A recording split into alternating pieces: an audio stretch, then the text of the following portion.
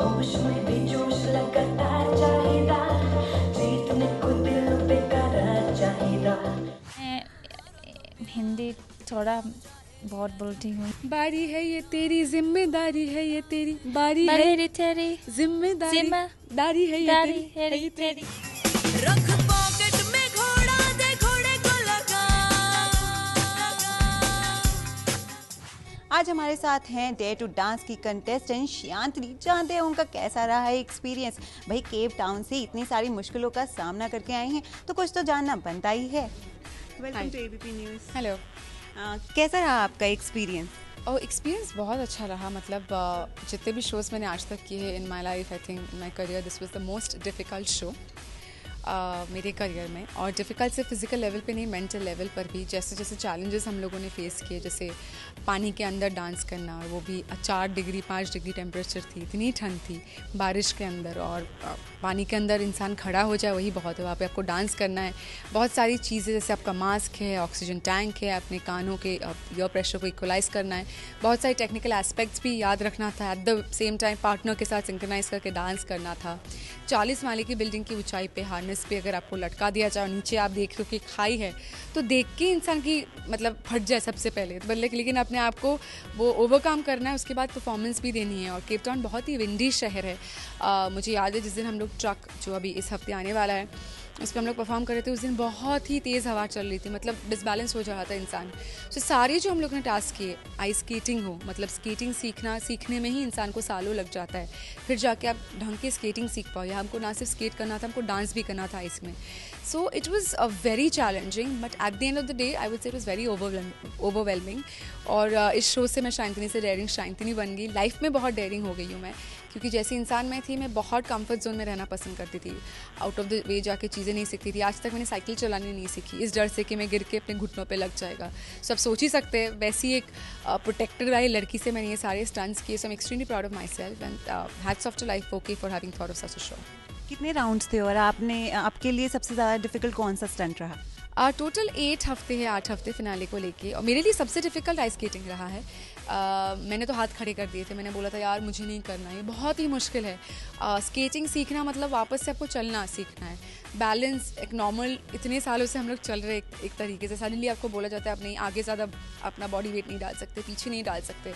So it was very difficult. I was like really petrified of that round, but ultimately मैंने सीखा, मैंने perform किया। So you know that is the unique thing about this show, क्योंकि हर इंसान में अलग अलग किस्म के फियर है। किसी को आग से डर लगता है, किसी को पानी के अंदर जाने से, किसी को ऊंचाई से, लेकिन हर किसी ने अपने फियर्स को फेस किया, उनको ओवरकम किया। So you know dance of course is there, but as a person everybody is become very strong, and that's the greatness about this show. आपने डिफिकल्ट स्टंट के बारे में बता दिया, आपके लिए सबसे ईजी स्टंट कौन सा था? सबसे ईजी मैं बोलूँगी, मैंने सोचा नहीं था कि उतना इजी रहेगा। वैसे आग एक ऐसी चीज़ है, मतलब हर कोई आग से डरता है, you know, because it's something, I think it's very scary, you know. University मुझे लगता है हर कोई आग से डरता है, but that was one round जहाँ मुझे, I don't know, I was very confident, जबकि मेरे बदन पे भी आग लगाया, मतलब बॉडी पार्ट्स में भी आग लगाई थी मैंने, and that was not something that I was scared of, and I was very confident about the fire round. So yeah, for me my fire round was the best.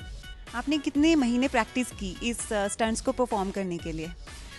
Bombay में हम लोगों ने लगभग 3 हफ्ते रिहर्सल्स किए, और वो बहुत बेसिक रिहर्सल्स थे। एक्चुअल रिहर्सल शुरू हुए जब हम केप टाउन में गए, क्योंकि बॉम्बे में हमको अंदाज़ा नहीं था लोकेशन का, बहुत सारी डायनामिक्स बदल जाती है। तो केप टाउन में जाके हम लोग अराउंड 20 डेज़ हम लोगों ने प्रैक्टिस किया, लेकिन that was like a gruelling session, क्योंकि हमको ऑलमोस्ट सारे राउंड से प्रिपेयर करके जाने थे। केप टाउन में हम सभी लोग गए थे, और बॉम्बे में जैसे वीक ऑन वीक शूट होता है, जिस हफ्ते जो एलिमिनेट हो जाता है फिर वो परफॉर्म नहीं करता अगले राउंड्स के लिए, जो रह जाता है वो परफॉर्म करता है। बट यह हम लोग को पता नहीं था, हम लोग स्टार्ट टू फिनिश के लिए गए थे 1.5 महीने। सो ऑलमोस्ट सारे टास्क करने थे, और 20 दिन में हम लोग दिन में 3-3 4-4 घंटे ही सोते थे।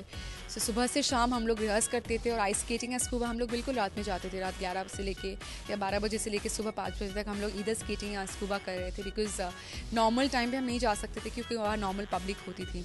तो 3-4 घंटे ही हम सोए हैं, बहुत ठंड थी, बट बहुत एंजॉय किया। केप टाउन है बहुत beautiful. So overall the experience is a very true, I mean something that I am going to cherish for the rest of my life. Bollywood के अक्की की बात की जाए, अक्षय कुमार के साथ काम करके कैसा लगा?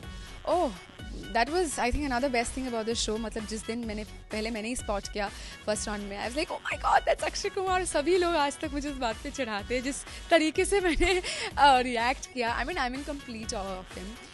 मुझे वो बहुत अच्छे लगते थे. मतलब मोहरा हो जाए या खिलाड़ी, ऑफ कोर्स द खिलाड़ी ऑफ द इंडस्ट्री. सो मैं हमेशा से I been a huge fan of him. I think so handsome. But इस शो के बाद मैं बोलूँगी, ऑफकोर्स मैं उनको पर्सनली नहीं जानती थी, बट इस शो के बाद I got to know him personally also. जितना हम लोगों ने इंटरेक्ट किया हम सब ने उनके साथ, he was very inspiring host. Generally क्या होता है किसी भी शो में लोग आपको बोलते बहुत कुछ है, you know, but nobody does it. Akshay I would say he show does. जब मैं पानी के नीचे गई मैं डर रही थी, तो मुझे सपोर्ट करने के लिए उतनी ठंड में वो भी मेरे साथ नीचे आए. फर्स्ट राउंड में जब हैंगिंग प्लेटफॉर्म था, अलीशा और स्कारलेट के लिए वो हैंगिंग प्लेटफॉर्म पे चढ़े, तो उन्होंने हर वो स्टंट किया हमारे साथ. जो ट्रक अभी आने वाला है उस ट्रक में वो बिना किसी प्रोटेक्शन के लटक के एमिली को उन्होंने सपोर्ट किया. सो वो खुद भी बहुत डेयरिंग है, खुद बहुत एडवेंचरस है, और हर कदम पे उन्होंने हमें वो दिखाया ताकि हम और इंस्पायर हो सके उनसे. And he was a huge moral support. बहुत सारे लोग हो सकते थे डर उनको खा जाता, but he kept us like no, you all have to move forward. So he was really a huge motivational factor. अगर प्रमोशन की बात की जाए तो आजकल के टाइम में किसी शो की प्रमोशन करना कितना ज़रूरी हो गया है?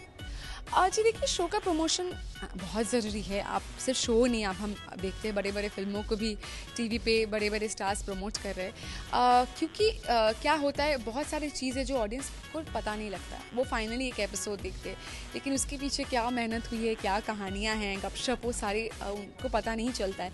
तो ये तरीका होता है उन सारी चीज़ों को उन तक पहुँचाने की. ऑल्सो क्या होता है, एज एक्टर्स हम लोग बहुत बार ऑडियंस से 1-to-1 इंटरेक्शन, मतलब आप लोग भी जर्नलिस्ट है, बट वैसे तो देखा जाए हमारे ऑडियंस भी है, आप लोग भी हमारे शोज़ देखते हैं. सो ये 1-to-1 इंटरेक्शन हमारे लिए भी बहुत ज़रूरी है, क्योंकि हमको भी आगे से फर्स्ट हैंड इन्फॉर्मेशन मिलती है कि पसंद आ रहा है, नहीं पसंद आ रहा है. So I think it's a 2-way traffic. दोनों के लिए अच्छा रहता है. हम लोगों को पता चलता है what is working, what is not working, and audience को भी पता चलता है कि क्या वाकई में हुआ, वो सारी डिटेल्स जो हम टीवी पे नहीं दिखा पाते. आपने इससे पहले बहुत सारे सीरियल्स में काम किया है, बिग बॉस में भी आप पार्टिसिपेट कर चुकी हैं, तो ये कितना डिफरेंट था उससे? बहुत ही डिफरेंट था, क्योंकि मैं यहाँ तो सबसे पहले बोलूँगी, मैं एक अभिनेत्री हूँ बाय प्रोफेशन. मैंने कभी टेक्निकली डांस सीखा नहीं है. डांस मैं बहुत पसंद करती हूँ. As an actor I am very famous for my dance, but I am not a dancer.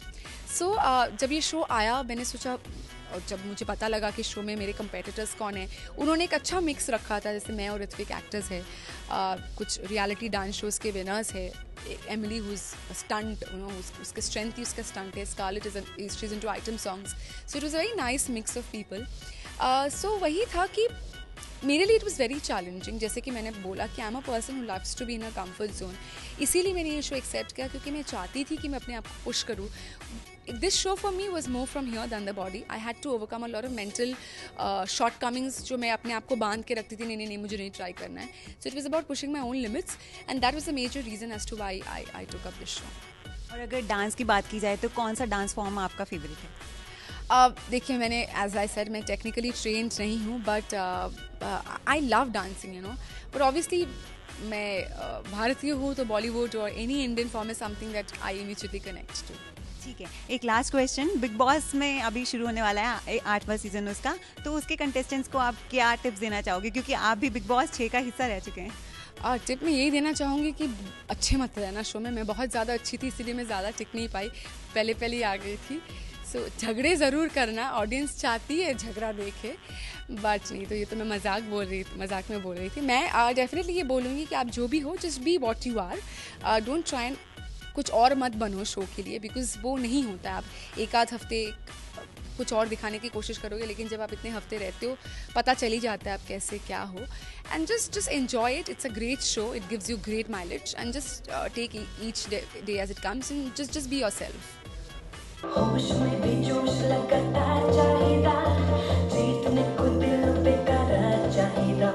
मैं हिंदी थोड़ा बहुत बोलती हूँ. बारी है ये तेरी, जिम्मेदारी है ये तेरी, बारी है तेरी जिम्मेदारी है ये तेरी.